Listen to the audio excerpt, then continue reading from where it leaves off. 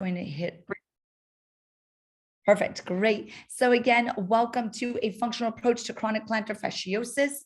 My name is Dr. Splichal. I am a functional podiatrist, a human movement specialist. I practice both in New York and Arizona, or I'm licensed in both New York and Arizona, founder of EBFA Global, author of Barefoot Strong, and the founder of Naboso. And I am coming off of 2 weeks of laryngitis, so I do apologize for that. Okay. So if you want to follow me on Instagram, those are my handles, of course, Naboso as well, which I will be speaking about. But what I want to really share outside of this slide right here and kind of the words that are on it is, as a podiatrist, as a functional podiatrist, my practice is primarily focused on chronic conditions, chronic pain, chronic connective tissue injuries, which is what we're speaking about today, chronic movement disorders, chronic movement dysfunction. So there's this element of a patient coming to me after seeing various other medical providers, physical therapists, corrective exercise, chiropractors, you name it. They've seen it all, and they are essentially coming to me and feeling very frustrated that they are still feeling this pain. They've tried the foot strengthening, they tried minimal shoes, they tried orthotics, and they just want to see if there's something that is being missed. So most of my patients, again, need to have this thinking outside of the box, or thinking in a slightly different perspective of the sequence in which we should be introducing certain interventions for our patients. What I'm focusing on today is plantar fasciitis, fasciosis, but this can be, chronic post-tib issues, chronic perineal issues, chronic Achilles, any of the tendons of the foot and the ankle. I want you to take this information and apply it to that as well. So when we are thinking about this plantar heel pain patient, so you have someone who comes to you, they say they have pain first step in the morning, at the end of the day, it starts to increase, and maybe they've been told that they have heel spurs, or that they Googled and they think they have plantar fasciitis. So maybe their podiatrist recommends a steroid injection, icing, stretching, maybe orthotics, 6 weeks of physical therapy, and they are not responding. What we want to do when we are approaching this plantar heel pain patient is making sure that we are asking the right questions and making sure that if our current treatment recommendations, such as what's listed here, is appropriate based off of the connective tissue health of that patient and of that individual. What we want to be finding out is if we have this typical classic plantar fasciitis protocol or plantar fascia heel pain protocol, and 10% of our patients don't respond. Why is that, right? Are we asking the right questions to make sure that we are determining the appropriate age or health of that connective tissue? So where we start to see inconsistent results has to be ultimately on the health of the tissue itself. If you have a patient that has had plantar heel pain for 4 weeks and you do your standard heel pain protocol that I listed, probably 99% of those patients are going to respond, because the duration of stress that connective tissue has been under is so short. So we are, of course, going to see better responses to something that is sitting in this acute side. Now, where we want to make sure that we are being very careful on how we ask the questions is not just, how long have you had these symptoms for? 4 weeks. Okay, therefore, it's 4 weeks. I'm going to go into my standard protocol. Hold on. Have you ever had this pain before? Actually, several years ago, I did, right? So technically, already, because they've had a history of this, we need to look at that tissue different. How many times in the past have you had this, right? Oh, I actually have had it on and off for 10 years. And about once a year, I get this flare up. Okay. That's a completely different patient in my mind than someone, if we just simply say, how long has your heel been hurting you? 4 weeks. Okay. I'm going to put you as acute and give you my standard plantar fasciitis protocol. So we always have to be thinking about the reality of what we're dealing with. And is there potentially collagen connective tissue degeneration that has happened that we need to now factor into the responsiveness of this patient with our recommendation? So what happens in an acute setting initially, and then it gets a little bit out of control, is you have this virgin tissue, we'll call it. So brand new plantar fascia, never had any sort of irritation to the tissue before. They happen to start this new running program and they got some new shoes or whatever. And they've had this new stress to the tissue that created this acute flare up. Essentially what has happened is there was a micro tearing, irritation, lack of capacity to handle the stress. Call it what you want, right? Acutely, them running created this uncontrolled stress to the plantar fascia that has now created symptoms of my plantar fascia talking to me. Okay, most likely there's been a pH change. It's a little bit more acidic. Maybe there's some micro tearing. I know there's some arguments of inflammation versus no inflammation. Let's call it acidity if you don't want to focus on inflammation versus no inflammation. Okay, but there is this acidity and micro tearing. Now, what happens when we get a overload of stress and micro tearing in the tissue is this overload of stress has to be repaired. And typically when this irritation or overstress is repaired, the body repairs it in a very disorganized way. The body repairs it with a different type of collagen.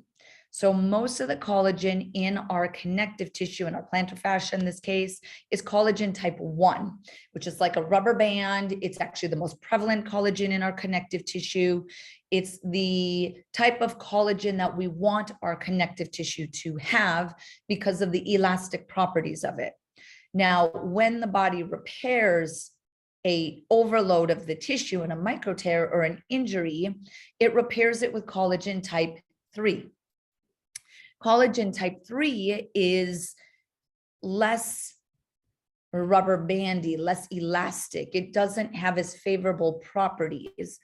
In addition, the collagen deposition is in a very disorganized, chaotic way. In addition, you start to get tiny little blood vessels that are called neo-vascularization. And blood vessels and circulation to injury is very important to the immuno-inflammatory response. So the immune system response is built around a circulatory response as well.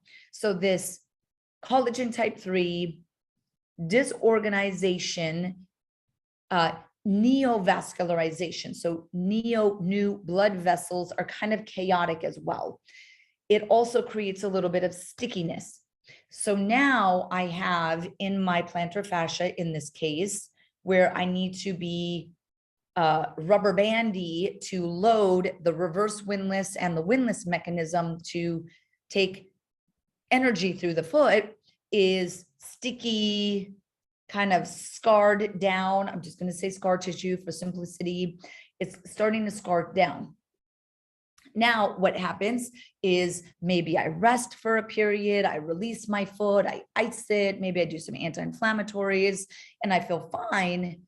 So I go back to running. And maybe I went back to running a little bit too early. I got a little bit eager and I went back to running a little bit too early.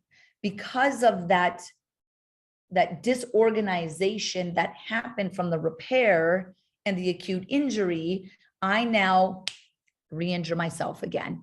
So I get into this cycle, and then it repeats and it repeats and it repeats. And you will get these patients that get kind of in the hamster wheel, and we can't get them out because of this chronic injury repair cycle that they are in, or this chronic disorganized cycle that they're in. Okay. Now, I do want to say and emphasize that that is the minority of patients.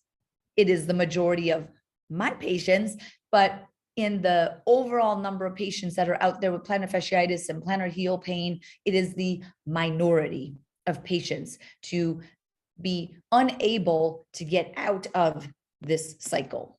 Okay, so what is happening, and I know I kind of went through this without the slides, so I'm sorry, but we have this acute injury. We have this acute injury that we're getting this overload, too much stress, micro tearing, stickiness, collagen type 3, neo-vascularization, and disorganization. That's what's happening. Okay, now as you get that first injury that's happening, right? I ran too much, and it's the first couple days, right? From a wound care or injury perspective, there are three main stages of the injury repair cycle. You have an inflammatory stage, a proliferation stage or repair, and then you have a remodeling or maturation stage. So these three stages, we all go through this regardless of the injury that we're experiencing.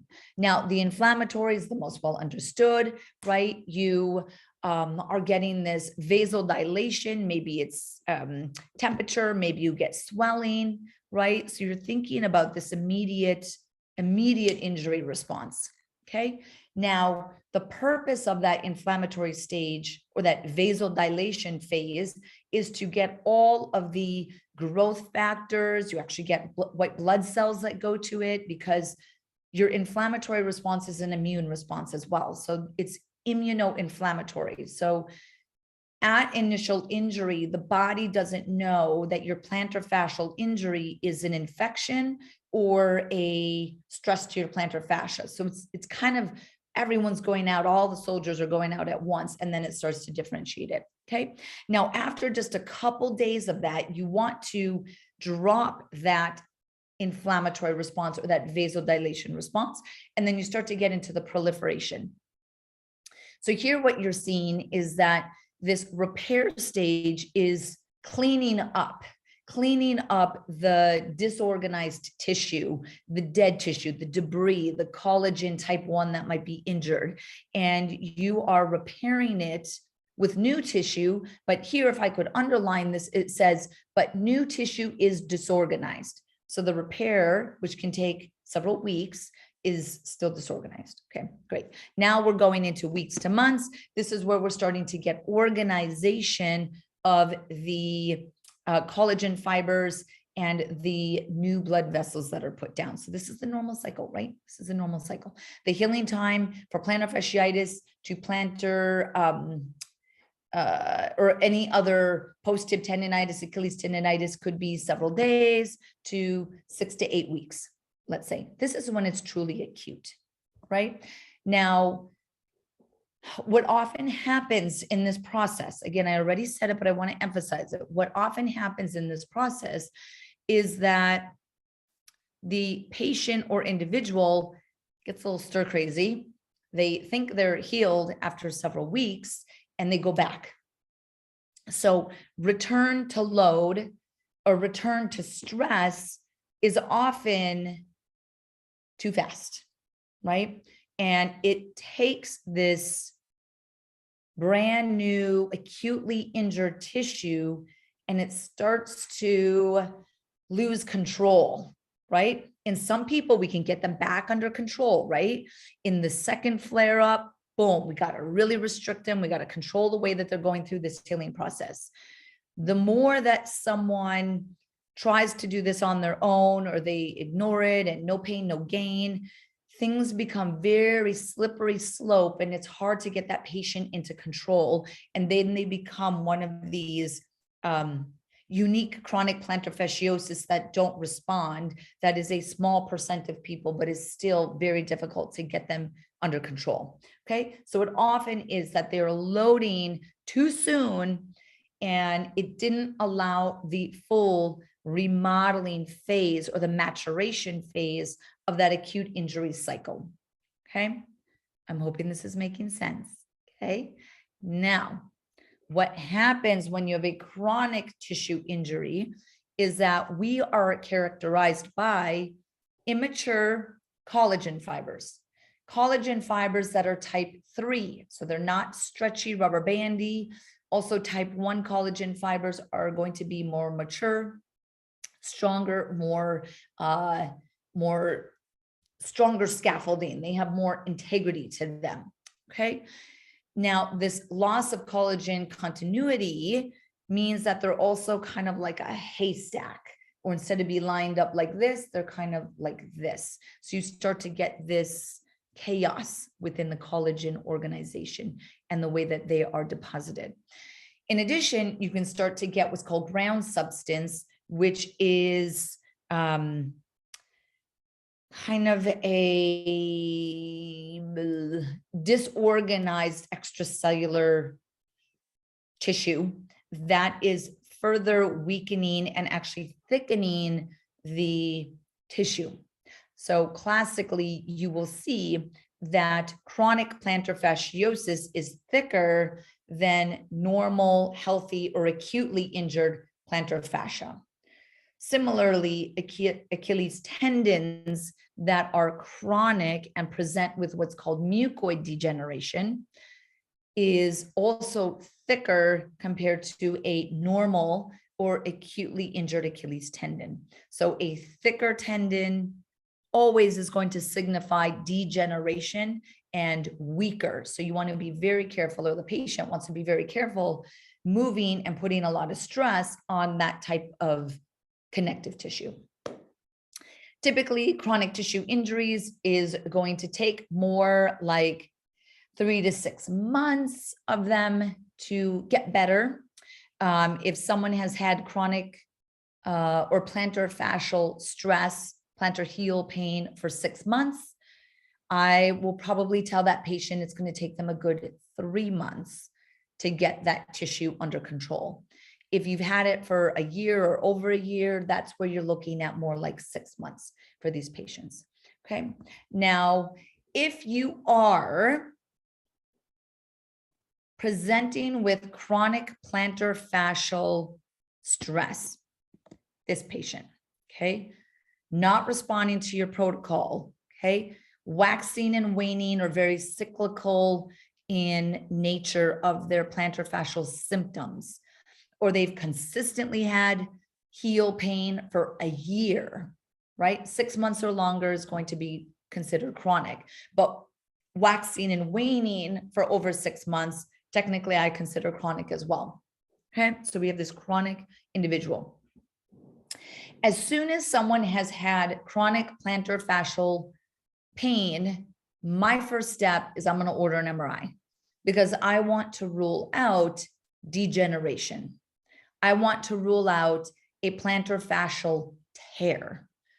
And this is the same thing, chronic post-tib symptoms. I'm going to order an MRI to make sure that there is not a tear in that post-tib tendon or the peroneals or the Achilles.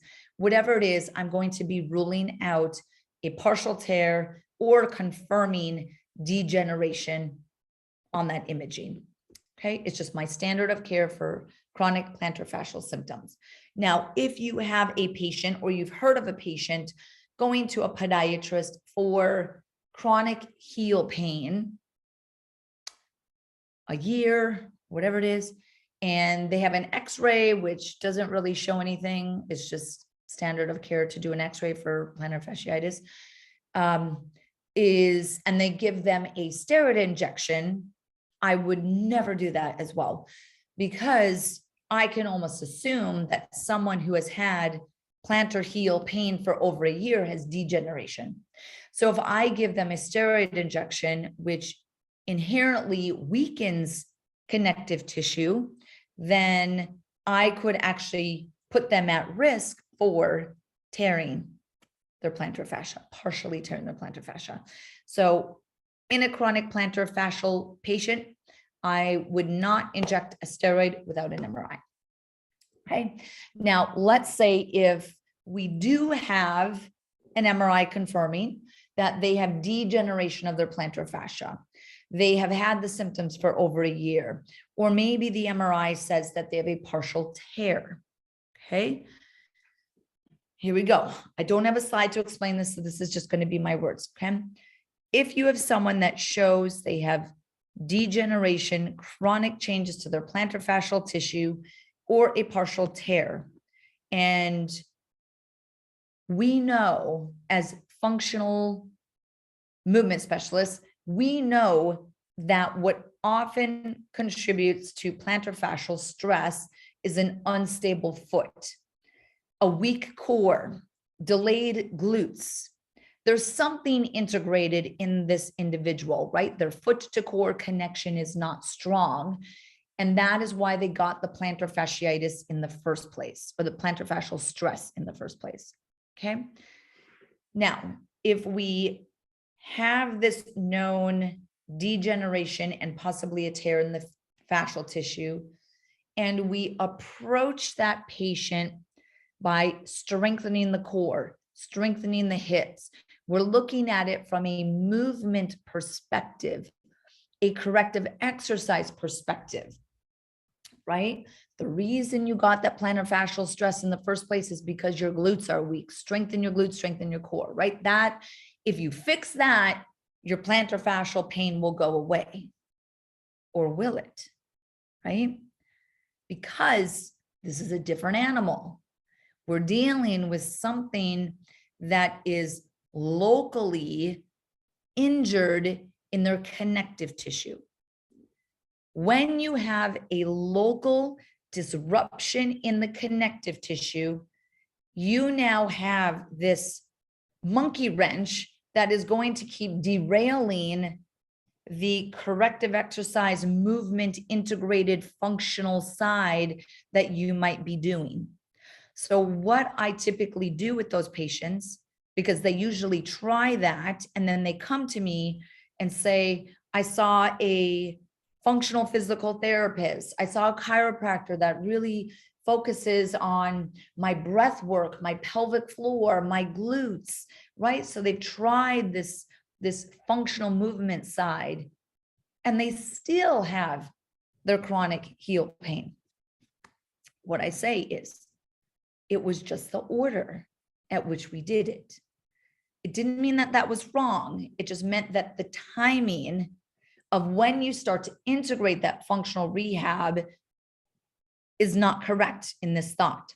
What we need to do is first get this disorganized, degenerated, chaotic, and partially torn connective tissue to be repaired, to heal it, to bring some integrity and organization to it. So then you can do the functional rehab and you'll actually respond to it, or it will actually stick.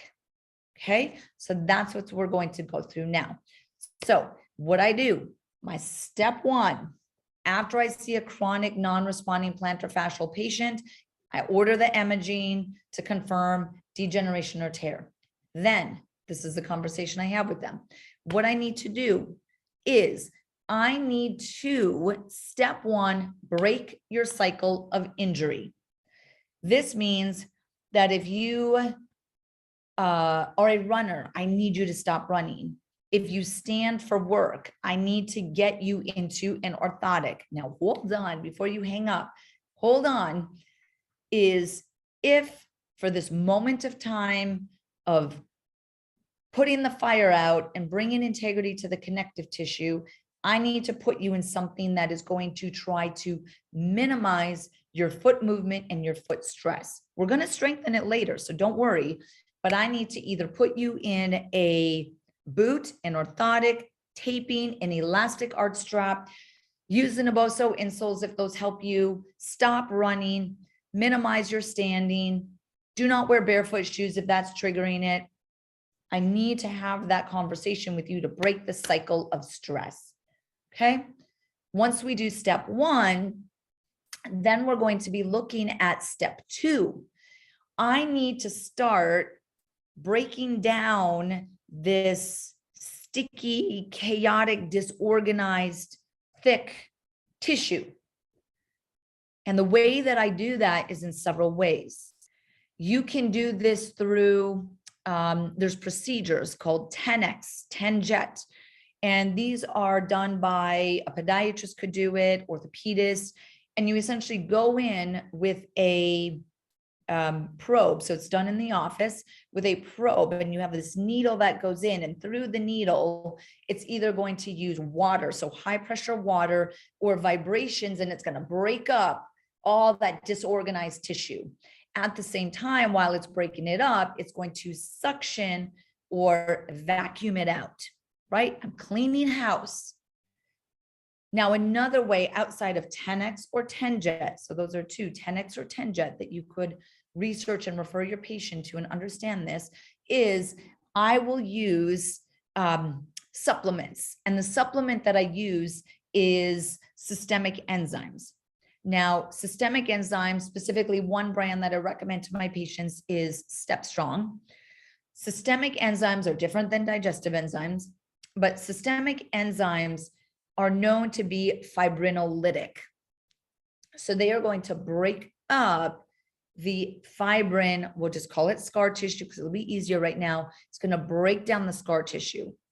Now, these enzymes, specifically serapeptase or serapeptidase, it's known as both, is a enzyme, a natural enzyme that is found in silkworms, and is how the silkworm actually breaks through the cocoon to come out for being the butterfly, right? So it's how it breaks through that fibrin cocoon. Okay, so systemic enzymes, that's how I do it. So I'm doing my step 2. I got to clean house. Step 3. Now, once I clean house, that's not enough. That's not enough because I still have to repair possibly a tear or just weakened connective tissue, weakened fascia. Okay.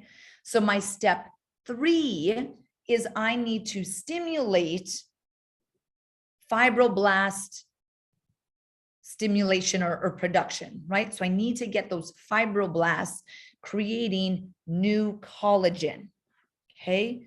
We're taking away the stress, we're cleaning house, and we're going to try to do this repair process again in an organized, controlled way. So the way that we can do this, there's a couple different ways. One, you could use Graston, acupuncture, shockwave, stem cells, PRP, radio frequency ablation. So there's all these different ones, which is called Topaz. So there's different procedures to try to stimulate the fibroblasts to then repair the tear or lay down new collagen, hopefully in a more organized way. Okay, so we're doing that. And then step 4, I need to support the remodeling process, right? We remember our acute injury, the remodeling process, which is controlled load and stimulation to this new collagen fibers.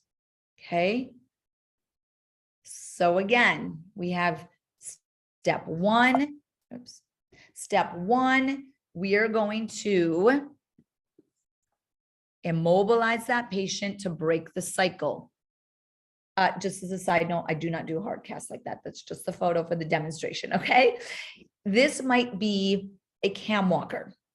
So let me tell you exactly how I would do it with a patient that has a partial tear of the plantar fascia, and that's why they've been having chronic plantar heel pain for over a year, confirmed on MRI. Okay. I'm going to put them in a cam walker. And that cam walker is my form of immobilization for them. I'm breaking that cycle of injury. They are going to be in that cam walker for a period of 4 weeks. Okay. At the same time, day 1, when they go into the cam walker, I am starting them on something that is fibrinolytic. I may have them do Graston. I use Step Strong supplements, which are systemic enzymes. So that's going to support it. I may have, depending on the patient and the condition, that they would do 10X. So I'm cleaning house. That's still day one, right? Then I'm going to do, sorry, this is the 10X or 10-jet, right? So this is the disruption that I was saying. So this is the fibrinolysis. Are you going to do Graston? Are you going to do 10X or 10-jet? Are you going to do Topaz? What are you going to do? These are the systemic enzymes that I referenced by Step Strong. Serrapeptase is one of them that is breaking through that cocoon of that fibrous. So this is going to be my step 2, okay? My step 3, which is still day 1, right, of this 4-week cycle, is going to be something to support fibroblast stimulation. You could do shock wave, okay? You could do photobiomodulation. So I actually do this in all my patients. I do red light therapy for all of my patients to increase the stimulation of the fibroblasts.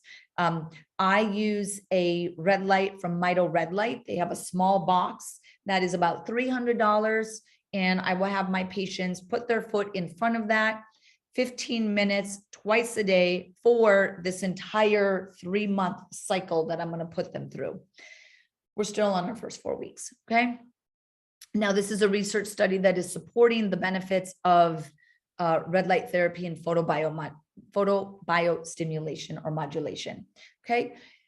The PRP or the amniotic injections, this is what I do in my office as primarily step 3.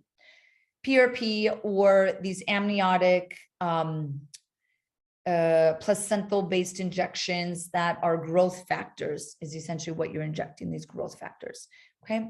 This is what I will do in my office. Here's a research study supporting it. And I will do an injection on day 1 of them being in the cam walker, stopping their stress to break the cycle, and they're starting the Step Strong supplements. I do an injection. They go home and they continue the supplements. They do the red light therapy every day, twice a day. And then I see them again in 2 weeks and I do another injection of either amniotic or PRP. And they're going to stay in that exact same situation for 4 weeks. 4 weeks, okay? After those 4 weeks and the 2 injections and the enzymes and the red light, I then transition their step 1, which is the immobilization. I put them into a supportive shoe and an orthotic. Again, this is temporary, in a orthotic or a structured shoe. And then I keep them on that level of immobilization, is what we'll call it, while this repair process is still happening. Right now, they're still in the second injury phase, the second step of healing an injury. They're still in the second one. They're there for another 4 weeks. I start to introduce sensory stimulation with Naboso. They start to release their soleus. They're starting to use toe spacers to stretch their plantar fascia. So I'm having them start to add in these functional modalities while locally the tissue is still in that second phase, right? Still repairing, okay? After another 4 weeks, so now we're in the 8-week mark, now I start to transition them out of the orthotic and I start to enter the 3rd phase, which is the remodeling. I now gradually start to load them in a very gradual, progressive, integrated way. That's going to take them for another 4 weeks, sometimes 8 weeks, okay? So what I would start to introduce after 8 weeks is starting to release the feet. Be very careful with the origin of the plantar fascia. We're going to have them start to wake up the foot with short foot, right? Maybe a forward lean, connect the toes to the ground, say hello, wake up those intrinsics. I'm going to have them start connecting to their pelvic floor and how their feet connect to their pelvic floor. So as they do short foot, which is pushing the toes into the ground, I want them to lift their pelvic floor and release. Push the toes down, 20% of your strength, lift the pelvic floor and release. So we're starting to get this integration between the feet and the core. Now we're going to start to gradually introduce load and impact. I'm going to start with balance exercises. From the balance exercises, can we start to do a little bit more dynamic, right? Then after 4 weeks, so now we're 12 weeks, I get them out of that structured shoe and I get them into a minimal shoe, right? So you can see how this is progressive loading in that last phase of the injury repair cycle. Now, when you do this chronic cycle, this step 1, step 2, step 3, step 4, that involves fibrinolysis and fibroblast stimulation, this is specifically how I use PRP and stem cells, is it takes up to 3 months, maybe even longer, for the peak efficacy of these injections to work. So I need to take a patient through a 3-4 month program before I feel confident allowing them to fully load their tissue. Okay. So again, I want to kind of emphasize where we're at. What I want for those that are listening is, if you are a patient and you're listening, if you are, the individual experiencing the heel pain, I want you to ask yourself, am I in an acute state or am I in a chronic state, right? Is this just like first time experiencing it, several weeks, that's it? That's a completely different situation. Or is this kind of, it like goes on and off? And like, if I actually go back to the first time I've ever irritated my heel and had heel pain for several months, that was like 5 years ago. And every couple of years, it just like flares up, right? Or are you someone who have had this consistently for 6 months or longer, like consistently, right? What I need you to do is say, okay, time out, everyone. Woo, time out, everyone. I need to get some imaging to make sure that this is not degenerated or not torn. If you're the provider and you're listening, then you need to do that same thing and say, like, listen, I think I need to pull back, right? Let's look from a fresh perspective. Maybe this patient actually has a tear in their plantar fascia. If you have a tear in your plantar fascia or degeneration in your plantar fascia, just resting is not going to reverse that chaos or that tear.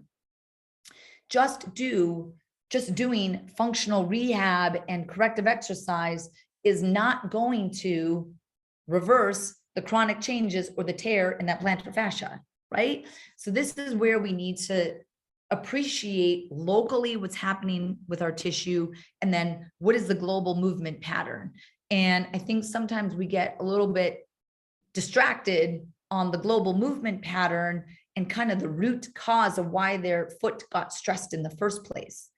But sometimes that's too early of a question, and we have to first fix this chaotic situation.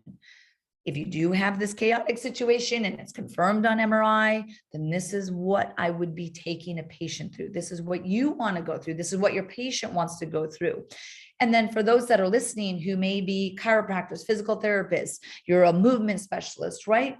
Where you come into play is you grab this patient after the 8-week mark. So after you're kind of going to the step 4, right? As soon as they enter the 3rd phase of the healing cycle or the injury cycle, that's where you grab them, right? And you slowly, progressively introduce stress and load to the foot and tell that patient, what I take you through, since I'm grabbing you at the 8-week mark, is I'm going to take you through a very slow, progressive 8-week program, which means that, yes, Johnny, you're from first injection to where I feel comfortable allowing you to really stress your fascia. I'm sorry, it's going to be 4 months, right? But that is truly understanding the science of the acute versus chronic state and how we can get someone back under control who has just slipped down that slippery slope of the chronic injury cycle, and they can't get out of that hamster wheel. So that's how I am hoping that that gives you some insight on how I approach my patients from a very functional perspective, is knowing when do we step back, look at it from a regenerative medicine perspective, and then I transition and I hand that patient back to you, right? That is really, really important. And that is where, from a functional approach, this functional movement, functional corrective exercise blends in so beautifully with regenerative medicine, right? And understanding regenerative medicine, we don't have to push these patients to orthotics and to have a plantar fascial release.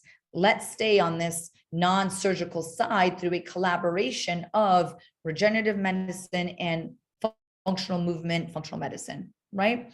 So I want to take any questions that you may have, and I know there's a few, so definitely type those in. I will answer those as I go through this and start to look at some of your questions. If you are curious about any of the Naboso products and how I integrate those, is if someone is going to be in a boot for 4 weeks, in a supportive structured shoe for another 4 to 8 weeks, I want to make sure that they are keeping sensory stimulation to their feet. That's also why we have the socks, right? So if you're in the cam walker during those first 4 weeks, when you do the stem cell injection and you're in that acute cycle, you can totally use the Naboso socks, which support circulation, stimulate, keep the foot connected and awake so that that patient is not non-weight bearing, weakening that foot for a long period. So we want to keep that connection. So that's where I just have patients put the Naboso insole into their cam walker, into the footbed, and then they can bring that stimulation in, or I'll have them just a lightly kind of roll our neural ball on the foot, or the same thing with our socks. And that's the same thing for a patient that might have a stress fracture or post-surgery and they're in a cam walker for 2 months because of the bone healing. That's where you can start to look at some of the products as well, which is great. Okay, so Alan is tuning in from Australia. Hello. Daniela asks, what is the name of the red light brand? So it is Mito Red Light. I will type it in for everyone. It is Mito redlight.com, mitoredlight.com. And there's so many red light brands that are out there that most of my patients are like, I've read about it, but I actually don't know which ones to trust.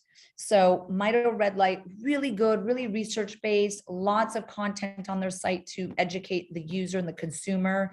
I did have a slide that I'm gonna switch back to real quick on the wavelengths of it. So here you can see, sorry. Oh my gosh. Oh my goodness. Sorry, you guys. Like a delay of my computer. So it's okay. So here, so this 620 nanometers to the infrared 820 nanometers. So red light, the red that's actually penetrating that you can see is going to be sitting closer to that 620 nanometers. There is also near infrared on a lot of these boxes. And the benefit of the near infrared, which is closer to that 820 nanometers, is that you actually get deeper penetration with near infrared. Red light, so the red is very good for nerve tissue. So neuromas, neuropathies, neuritis, RSD, things like that. The red light aspect, very, very good. The near infrared, which come on all of these boxes, you can't see it. So you cannot see the infrared light. It penetrates deeper, so it penetrates into bone. So stress fractures, some of the deeper like heel spurs do not cause pain, but you can get inflammation and bone edema that is read into a lot of these chronic plantar fascial stresses. It'll actually say bone marrow edema at the insertion of the plantar fascia. Okay, post-surgical, really good as well. Deeper tissue that is not related to the foot that you might think that you want to just get deeper in that penetration. Near infrared is what I go through. Penetrates bone. So I use it a lot from like a mental brain fog thing. So it's actually really good because it can penetrate the skull. So that's where you could look at the red light. Okay, mito red light is what you want. All right. So this person says, how much of this could be hormone involved beyond degeneration, since hormones affect soft tissue? Really great question.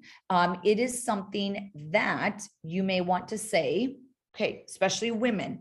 As women become postmenopausal, the estrogen changes that they start to experience, there's this inherent loss in connective tissue integrity.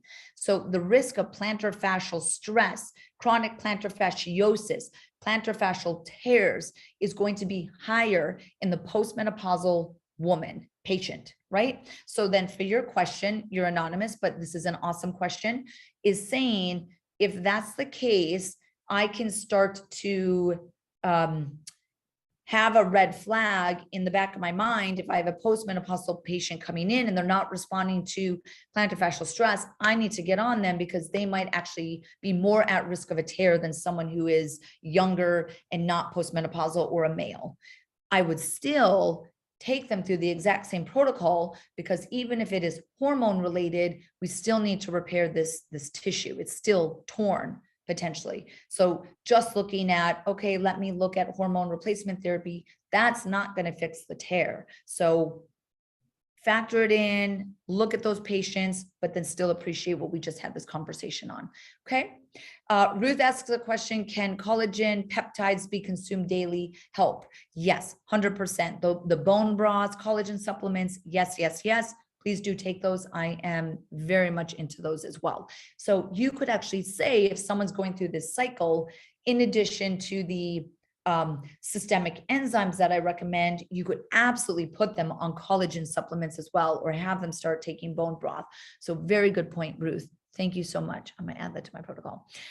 Rachel says, is electrical stimulation EMS useful too, like the ones offered by OSIM?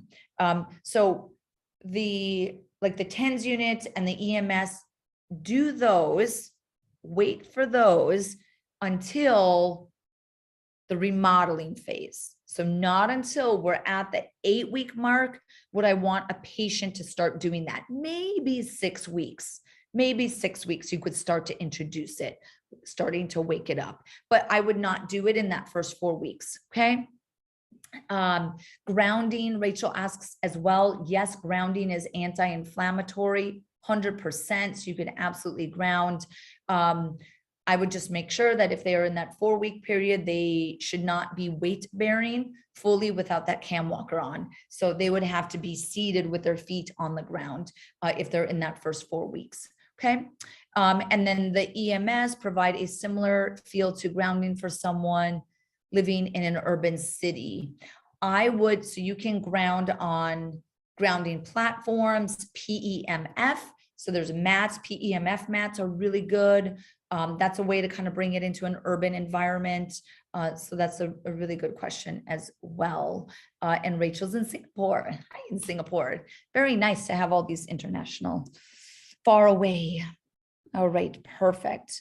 Any insight to plantar fasciitis and neurological conditions such as spinal cord injury, stroke, things like that? So what happens in the case of neurological injury, Charcot-Marie-Tooth, neuropathies, is the sensory, sorry, I keep hitting my phone, the sensory weakening of the foot from the neurological condition creates a inherent muscle weakness and a rigidity to the foot.